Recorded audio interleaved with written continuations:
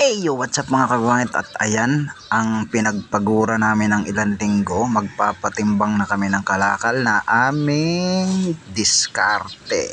At namimili nga kami ng kalakal guys, tanso, stainless. Kami mismo ang pupunta sa location ng seller at kami na rin ang pick up sa mga kalakal na mabibili namin sa inyo.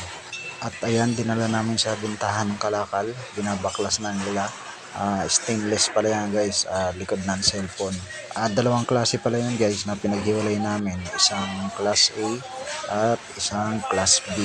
At pagkatapos na matimbang ay waiting na tayo para sa cheque. Ayan, nakapila na ako dyan para makuha na natin yung cheque na ibabayad sa atin. At ayun, nakuha na namin yung cheque. Nakuha ko na yung cheque. Ayan. Oh boss, ito na yung cheque.